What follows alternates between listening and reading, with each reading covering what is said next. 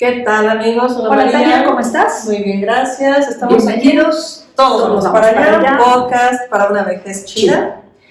Y estamos hoy conmemorando y recordando en el día 8 de marzo. Y vamos a hablar justamente sobre la vejez en femenino. Sí, la resignificación de la mujer, de la mujer adulta en este 8 de marzo. Así es. Bueno, es una realidad muy dura porque cuando se habla de la vejez en femenino no es un tema que se toque gran cosa, es un tema que apenas se está investigando, sí. No hay muchas estadísticas, no hay muchos datos. Cuando surgen datos no son muy alegres. No son muy alegres, no son alentadores y yo no sé si tampoco son tan reales, porque la mujer realmente, el estudio de la mujer y de género son bastante recientes. Y estamos hablando de mujeres, a pesar de que es una generación de mujeres que empezó con luchas feministas, por así llamarlo, como que el estudio de mujeres y toda esta resignificación, como dije al principio, es bastante más reciente, ¿no? Sí, es muy reciente, pero yo no dudo que esos datos sean reales. No, claro que son reales, Tenemos muy poca información, pero la información que sí tenemos es, por ejemplo, se habla de la feminización de la vejez. Y esto no quiere decir más que como las mujeres vivimos en promedio en México 5 años más que los hombres, sí. La mayor cantidad de personas mayores son mujeres, ¿no? Es interesante ese dato y a mí lo que me hace pensar es que, bueno, ¿por qué viven más las mujeres que los hombres? Pues puede ser un poco por esta cosa de cuidar, ¿no? No nos queremos morir porque estamos cuidando a alguien más, pueden ser los hijos, los padres, los padres o las de los propias 80 años, parejas. o las propias parejas. Cuando están todavía. Exacto. Sí, es muy curioso y de hecho están empezando apenas como algunas teorías sobre el caso, porque pese a que vivimos más, padecemos más enfermedades crónico-degenerativas. Claro. Como pese a eso, diabetes, hipertensión, problemas cardíacos. Así es. Y bueno, la otra cosa es que la vejez femenina y pobreza van muy de la mano. Sí. Yo quisiera retomar aquí algunas cosas que ya habíamos platicado en estos programas sobre la importancia de la independencia económica de la mujer. Yo creo que esta lucha de las mujeres ahora va un poco en ese sentido, ¿no? Empezar a luchar por ser independientes económicamente, por poder bastarnos a nosotras mismas, para que llegada a cierta edad, pues podamos no depender, ojalá, y sería lo ideal, de nadie, ni de una pareja, ni de los hijos. Esa es la meta. Eso sería buenísimo. Esa es la meta. O sea, entender que las decisiones que vamos tomando a lo largo de la vida son las que construyen nuestra vejez. Sí. O sea, uno no cumple 65 años y ya empieza a tener problemas, ¿no? Las decisiones que vamos tomando a lo largo de la vida son anuales. Cada cumpleaños se van acumulando. Sí, exactamente, se acumulan y determinan el cómo vamos a estar de viejas. Ahora aquí, al principio, en la primera temporada tuvimos, ¿la primera o segunda? Bueno, estuvimos platicando con Ana Freixas. La segunda temporada. La segunda. Sí. Que es una escritora española que habla justamente sobre este tema, tiene libros buenísimos sobre el tema, y ella decía, que voy a leerla porque hace rato comentábamos justo que es una frase, pero bueno, fuertísima. Decía que las mujeres solteras viejas no tienen problemas, tienen dinero y tienen cómo subsistir y son independientes y toman sus decisiones. El problema en realidad son las mujeres que se casaron y enterraron su potencial laboral en el matrimonio. Esas son las que en la vejez son mujeres pobres. Así es. Pobres en todos los sentidos, ¿no? Económicamente, laboralmente e incluso hasta emocionalmente, yo me atrevería a decir, ¿no? Porque dependes... Es devastador. Sí. Y es lo más común porque, pues, somos las que estamos viviendo ahorita, muy pocas, a mí lo que me sorprende, Tania, es que a pesar de que las mujeres de mi generación y mujeres más grandes que yo son las que empezaron y rompieron en la sociedad con el movimiento feminista y todo eso, pues también son las que más jodidas están llegando a ciertas edades, por decirlo lo más leve, ¿no? Y las luchas de ahora de las mujeres jóvenes feministas, yo creo que van a beneficiar cuando ellas lleguen varias generaciones más adelante. Exactamente, y como que van a recoger los frutos de esta lucha, tal vez sus hijos, sus nietas. Es que traemos una inercia, o sea, una cosa es la teoría y otra cosa es la práctica. Sí, sí. Porque en la teoría se puede ser muy agarrida y estar muy definida y estar muy decidida, pero aquí se mezclan dos realidades, la económica y la amorosa. Y a la hora que llega la realidad amorosa, empezamos a tomar decisiones muy malas. Empezamos a tomar decisiones que atentan contra nosotros económicamente. Desde los 25, 30 años, para dejar ese futuro y esa seguridad y esa independencia en manos de alguien más. De alguien más que según nosotros elegimos muy bien, pero bueno, ahí está la cantidad de divorcios y toda la cantidad de testimonios que han ido aumentando conforme pasan los años. Sí. Y bueno, yo quisiera hablar un poco, Tania, sobre la violencia en este grupo etario, mujeres de 50, 60, 70 años o más, que son víctimas de una violencia silenciosa. Sí. Es decir, no silenciosa porque no haga ruido, sino silenciosa en el sentido de que no se han atrevido a desvelar su realidad. Sí. ¿No? Entonces, porque las chavas ahora, pues, ni de chiste se dejan. Bueno, un alto porcentaje. Bueno, hay una inmensa cantidad de violencia entre adolescentes, por ejemplo. Sí. O sea, no es tan así. No, la verdad es que no, la realidad no es tan pareja como nos estamos contando o como pretendemos que sea, ¿no? Hay mucha violencia todavía y creo que es una reacción justamente a todos esos empoderamiento. Sí. Y hay un enojo enorme, claro, años de silencio, ¿no? Sí. Porque como platicábamos también hace un rato, antes era más fácil decirle al marido que te pegaba de gritos o te golpeaba, oye, tranquilízate porque están los niños y que no vean los niños, o no hagas ruido porque el vecino nos va a escuchar, o simplemente querías levantar una demanda o una denuncia y te decían, no, señora, usted regrese a su casa porque para eso se casó. Bueno, todavía pasa eso. Pero yo creo que ya, bueno. Se supone que menos, pero todavía. Sí, yo creo que sí. Y tú lo has de ver en terapia con muchas mujeres. Sí. Pero es muy fuerte porque pues esta violencia se sigue viviendo y las mujeres se siguen sometiendo a este tipo de violencia emocional, física, psicológica. Bueno, es que por eso a mí me parece tan importante que entendamos que no se trata de la teoría, que la teoría hay que introyectarla, y que para introyectarla hace falta un trabajo emocional, un trabajo interno fuerte, porque esto no se hace por decreto. No, yo creo que está cambiando. La cantidad de chavas, mujeres, jóvenes sobre todo, que están como tan prendidas con el rollo del feminismo, que llegan con mucha teoría, ¿no? Y con muy poca práctica, porque es muy difícil aterrizarlo en la vida cotidiana, es muy difícil. Entonces, por favor, si requieren una terapia, busquen ayuda.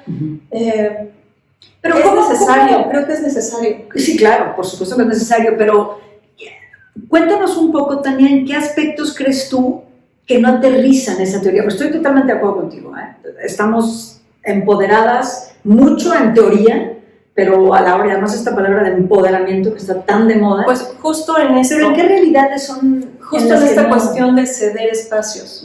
Estamos muy, muy acostumbradas a ser las que contenemos, las que cuidamos, las que vemos por los demás, y eso no nos pone o no nos ponemos nosotras mismas en un primer lugar. Siempre están nosotros en primer lugar. Siempre. Así nos educaron, y así, bueno, ya no educan ahora así tanto, pero... De todos modos lo aprendes porque... ¿De quién es tu modelo? De tu familia, tu mamá, tu abuela. Tu mamá, tu tía, tu abuela. Exactamente, que siempre hicieron eso. Sí. Entonces, no aprendemos realmente y no reproducimos lo que oímos en la universidad o lo que leemos en un libro, reproducimos lo que mamamos. Lo que mamamos, exactamente, lo que vimos toda la vida. Sí. Entonces, las mujeres todavía solemos ceder muchos espacios en pos de que el otro esté bien, el otro, hablando de parejas heterosexuales, pero esto también pasa Sí, en parejas homosexuales. Sí, claro. Eso es lo mismo, se repite el mismo patrón, ¿no? Entonces, a la hora que yo me tengo que poner al frente, no lo hago porque me importa que el otro esté bien. Y empiezo a ceder y a ceder y a ceder hasta que me pierdo, ¿no? Sí, y pierdo mi potencial y pierdo mis opciones y mis posibilidades de salir adelante con mis propios recursos, no nada más económicos, sino emocionales, físicos, mentales. Aquí hay una diferencia que sí es importante. Estoy hablando de mujeres activas laboralmente, o sea, mujeres que sí están insertadas en el mercado laboral. Eso ya es bastante, ¿no? Pero de todos modos, sacrifican muchas de sus oportunidades y de sus opciones, de su potencial, por estar bien con sus parejas o por darle prioridad a la actividad de él. Sí, yo tengo varias amigas en ese contexto. Yo creo que esa es la parte más importante, ahí es donde todo el mundo se atora. Sí, y es difícil, Tania, porque si no lo ejerciste desde joven, es muy difícil que lo logres llegar a cierta edad. No. Ahí sí difiero.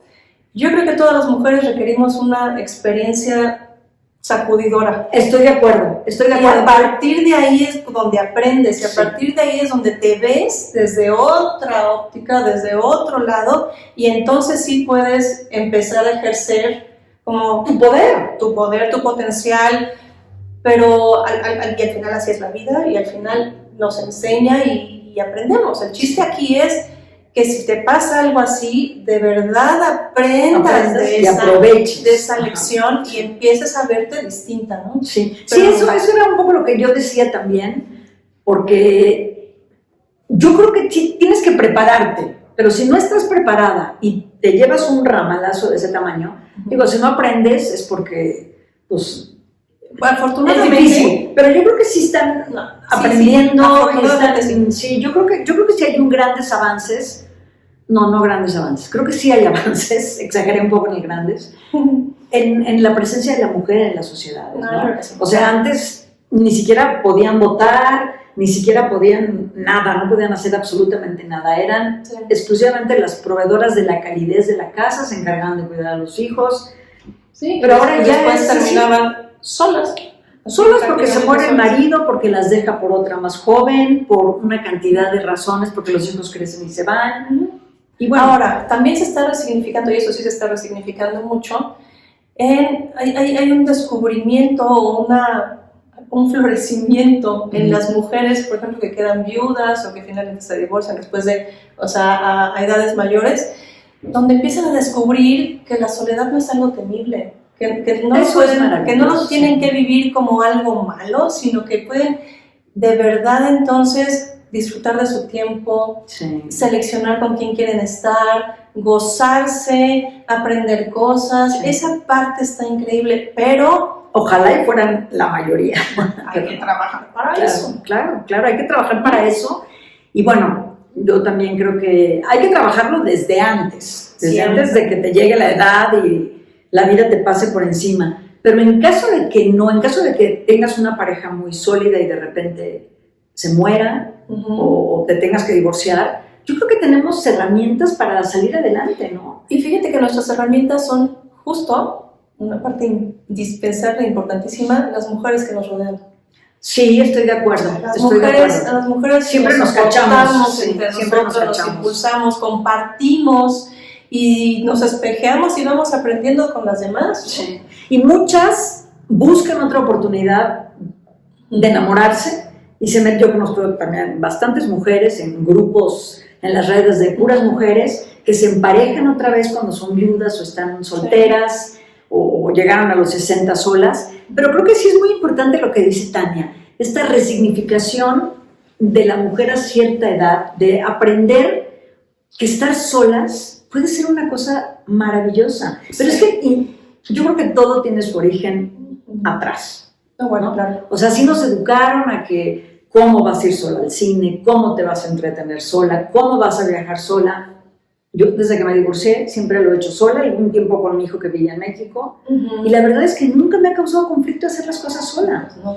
Es que no sabemos estar con nosotras mismas. Es algo que tenemos que aprender y es la parte que nos va a dar fortaleza. Uh-huh. O sea, si nos quitamos el miedo, o sea, esta cosa que todavía sigue pasando mucho, ver a alguien, a un grupo de mujeres y dice, ahí van estas mujeres solas, ¿no?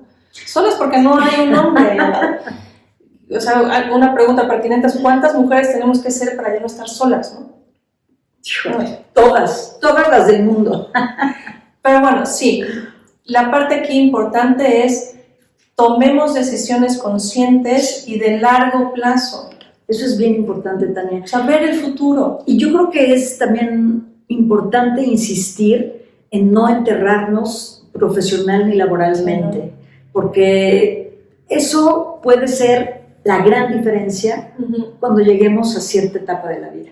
Para tener tranquilidad. Para tener tranquilidad y sobre todo, bueno, sí, para tener tranquilidad, pero para tener libertad, para poder tomar decisiones, para poder divorciarte, para poder vivir la viudez en caso de que enviudes de una manera mucho menos conflictiva y mucho menos... Sí, porque de otra forma, cuando no tienes un ingreso generado por ti misma, los riesgos es que seas dependiente económica y patrimonialmente, ¿no?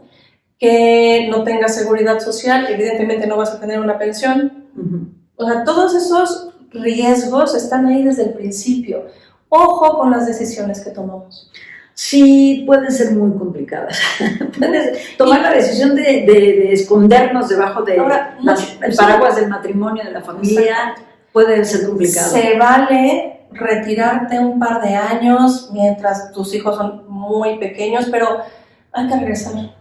Sí, hay que regresar. Sí. Claro, muchos vamos a poner el pretexto de que es que no hay trabajo, ya no nos contratan. Yo creo que las empresas tienen que replantearse también su contratación de personal. Y hay muchas formas, Hay muchas formas de generar ingresos. No tienes que emplearte. No, la pandemia nos dio grandes lecciones de que podemos emprender nosotras cualquier negocio, cualquier actividad económica que nos reditúe y nos permita pues caminar de manera independiente. Así es. Y yo creo que y tener tu dinero. Sí, yo creo que Ana Freixas lo decía muy bien. Es muy dura la frase que leíste, pero es bien cierta. Sí. Si tienes libertad económica, de verdad que ya ganaste la mitad del terreno. Ya es tuya la mitad del terreno. Sí, claro. Y también siguen existiendo mujeres que se agarran de la familia y de los maridos para sobrevivir, cuando tienen un potencial para hacer otras cosas, pero les da terror también, les da pánico. Esa es la parte salir que hay que ir venciendo. Sí. Esa es la parte justo que ir venciendo, porque entonces pasas de que te cuide papá a que te cuide tu marido, ¿no? Pues ¿Y cuándo creces? Nunca vas a ser la cuidadora, la mamá, la que se enoja si los hijos no cenan contigo en Navidad. Vamos a seguir reproduciendo estos patrones y pues no vamos a llegar a ningún lado. Pues el punto es, tenemos tantas opciones ahora. Sí. Hay que aprovecharlas. Y yo creo que el ser mujeres es padrísimo. Yo creo que a pesar de todas las cosas que tenemos en contra, cultural y socialmente, yo creo que el potencial que tenemos las mujeres es enorme en todas las etapas de la vida. Creo que sí vamos bastantes pasos más adelante, emocionalmente, y yo creo que crecemos mucho más que el hombre. Yo creo que sí. No quiero que suene como que estoy...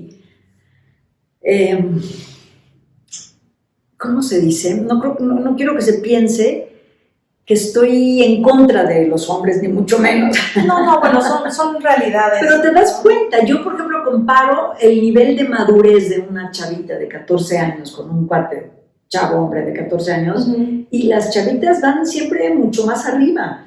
Pero eso pasa, o sea, en términos emocionales sí tenemos ventajas. Yo creo que sí. Clarísimo. Yo creo que sí. O sea, eso es una de las ventajas que nos sostiene, y lo decíamos al principio, para vivir más tiempo. Ahora, el punto no es vivir más, el punto es... vivir con calidad. Sí, por supuesto. Claro, y no quedar siendo eternamente las cuidadoras. Porque ¿qué pasa con estas mujeres? O sea, se la pasaron cuidando hijos, atendiendo la casa, cuidando a la suegra, después cuidando al marido que ya también se enfermó. ¿Quién las cuida a ellas? Nadie. Entonces se mueren en el abandono, en la soledad, en los asilos. El caso de las prisiones femeninas es clarísimo y es tan triste porque nadie va a visitarlas. Pues los asilos de ancianos. A las mujeres nadie va a visitarlas. En cambio, en las prisiones masculinas, ahí están todas. Sí. Y todos los hijos, porque además tú como mujer te vas a ver a tu pareja, a tu hermano, a tu hijo, a lo que sea, y jalas a la familia entera. Claro, claro. Sí. Las mujeres están solas, no reciben visitas. Sí, no, es triste. Y en todos lados, Tania, siempre somos... El otro día estaba leyendo una encuesta y le preguntaban a las mujeres de más de 50 años si se sentían representadas en la publicidad o en los medios de comunicación. Nada, cero. O sea, los estereotipos que nos presentan los anuncios no tienen nada que ver con las mujeres. Y lo platicábamos hace un rato también, en el terreno de la sexualidad, ¿no? Al hombre hay que hacer un Viagra para que tenga más potencia sexual. O sea, la cantidad de lana que se mete en el mercado de los hombres mayores sí. Es para prolongar su sexualidad, porque ellos obviamente sí la tienen, ¿no? Y, o sea, no la tienen, pero la van a tener con esas pastillas. Sí. Y en cambio las mujeres, lo que nos recetan y toda la inversión en ese mercado está para las cremas. Respírate, hazte, quítate la papada, sí, o sea, quítate las en verte bien, ¿no? En verte bien. Es muy penoso porque seguimos siendo, desgraciadamente, un objeto. Y el punto aquí es, nosotros reproducimos ese tipo de dinámicas. Pero lo reproducimos con los hijos, con los nietos y con todos los que vienen detrás de nosotros. Sí. Entonces yo creo que sí es importante que en esta época de la vida, en 2023 y a la edad de 50, 60 años, empoderarnos realmente, regresa esta palabrita que está tan de moda, pero sí como rescatar nuestro papel socialmente, ¿no? Yo creo que somos de una gran experiencia, creo que podemos aportar muchísimo, creo que podemos empezar negocios. Mira, me acuerdo del programa pasado, las estadísticas que manejé sobre las mujeres japonesas, lo que están invirtiendo en ellas mismas, eso está maravilloso, porque además uno pensaría, uno tiene evidencias de que la sociedad japonesa tiene muchas cosas muy retrógradas, es una sociedad muy conservadora, claro.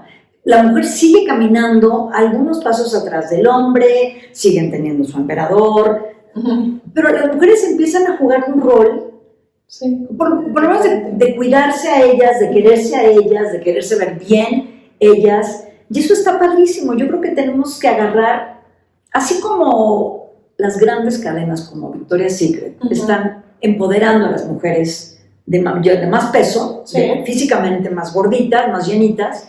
Yo creo que deberían hacerse campañas en defensa de las mujeres de esta edad. Hay un diseñador de moda, creo que es Adolfo Domínguez. Sí. No recuerdo. Que empieza a hacer una campaña en donde las modelos son hombres y mujeres de 70 y tantos años, 80, algo así. Eso está padrísimo. Eso está padrísimo. Sí. Yo creo que hay que voltear los ojos hacia ese sector de la población femenino y a que las mujeres nos subamos al tren de la liberación.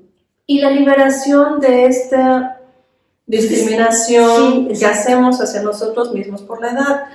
Ayer justo, revisando algunos artículos sobre el tema, encontré a una investigadora, creo que era chilena,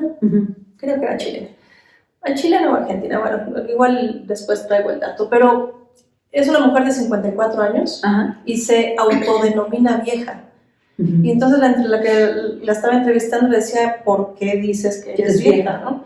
Decía, yo sé que no lo soy, pero denominarme así me ayuda a mí misma a plantarme en esta realidad que no me gusta y me ayuda a hacer un trabajo interno sobre esto. ¡Qué bonito! Muy bien. Qué bonito. A mí, ¿sabes qué me ha servido muchísimo, Tania? Este podcast. Sí, claro. Yo a raíz de este podcast, de verdad, me ha cambiado totalmente la perspectiva de lo que es la edad. Como que ya asumo que, tengo 63 años, pero siento que tengo tanto que hacer todavía. Claro. Porque cuando empezamos el podcast, yo decía, no, bueno, pues sí, ya estoy viejita, ya no, ya. Y mi hija me recuerda, mamá, es que te acuerdas que antes decías que te querías morir a los 60. Pues ahorita ya estaría, hace 3 años me habrían enterrado.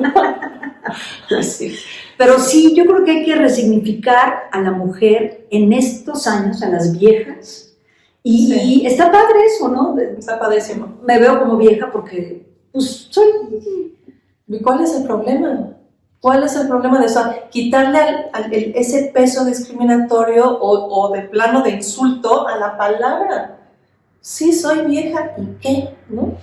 Sí, sería un buen trabajo de activismo. Vamos a hacer un activismo. Algo estamos haciendo, ¿no? Porque una reacción muy, muy normal cuando los primeros episodios que tuvimos y empezamos a compartir, no sé la cantidad de gente que decía, pero si ustedes no estás bien, pero si no estás vieja, pero ¿por qué estás hablando de eso? Pero sí. Era una reacción así de, pues, ¿por qué hay que prepararnos?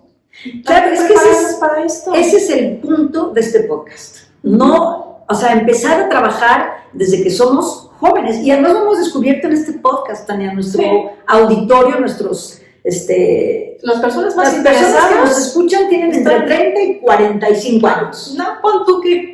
No, sí, está también los 50. No, bueno, sí, pero es que yo no tengo mucho contacto. Bueno, mis referentes son la generación de mi hija, todos sus amigos, sus compañeros, la productora de este programa, que es muy jovencita. Sí, el interés mayor está en la gente que aún no ha llegado aquí o que está apenas llegando, porque nadie quiere repetir los esquemas de vejez tradicionales que tenemos. Nadie. Fíjate que en Navidad, pasé la Navidad con mi sobrina, y vino el novio, mi sobrina tiene 20 años, y venía el novio de 20 años, ¿no? Un chavo que yo dije, no, va a ser un chavito de 20 años inmaduro, Me sorprendió porque decía, es que yo quiero vivir 100 años, y quiero prepararme. Entonces el chavo hace boxeo, y hace parkour, y hace quién sabe cuántas cosas, porque tiene 20 años, y él quiere prepararse. Pero tiene visión de largo plazo. Por supuesto, y eso es lo que a mí me parece padrísimo, que los chavos empiecen a tener una visión de que van a vivir mucho más de 60 años, porque a lo mejor tú y yo no nos va a tocar vivir 100 años, o quién sabe. Mi mamá, yo juraba que se moría hace 4 años y tiene 93 y sigue dando lata. Bueno, no dando lata, sigue vivita y coleando, porque si no oyen mis hermanos me van a regañar. Pero a lo mejor a mí no me toca, pero seguramente a los hijos de nuestros hijos o a las generaciones a los centennials, a los millennials, pero sí 110 años o 120, como decía un entrevistado que tuvimos, que ya les vamos a tener, que les vamos a ir adelantando poco a poco. Sí. Y vamos a invitar también muy pronto a una mujer que es abuela, que tiene 64 años también, que hace muchísimo ejercicio y empezó a los 50 años y era fumadora y le preguntan, oye, ¿y tú empezaste desde jovencita? No, yo cuando me di cuenta que me estaba haciendo vieja dije, cambio el switch. Bueno, ese es el punto. O sea, la recomendación, por supuesto, es hay que tomar decisiones desde el principio con miras a que vamos a vivir 90 años y a que tenemos que ser independientes, autosuficientes. Tenemos que buscar desde el principio nuestro bienestar, nuestra forma de sostenernos y de obtener una visión del mundo positiva, ¿no? Sí. La otra es que si no lo hemos hecho, podemos empezar. Ya, hoy. Claro, sí. Hoy. Es que mira, Tania, yo pienso, esto podríamos equipararlo con la crianza de los hijos, ¿no? Así como planeas la crianza de tus hijos y dices, es para la educación primaria, para cuando vaya a la secundaria, voy a ahorrar para la universidad, o me voy a preparar para cuando sea adolescente, o cómo voy a hablar de sexualidad cuando me empiece a preguntar cosas. Exactamente así deberíamos hacer con nosotras mismas. Claro. Empezar a prepararnos desde que somos jovencitas para estar en este tren de la longevidad bien montadas. Sí, así es. Bueno, pues si no tienes nada más que... Pues no. Yo tampoco. Les deseo un 8 de marzo... Consciente. Chido. Muy consciente. Muy reflexivo sobre qué queremos, hacia dónde vamos. Sí. Todos vamos para allá. Podcast para una vejez chida. Nos escuchamos la próxima semana. Bye.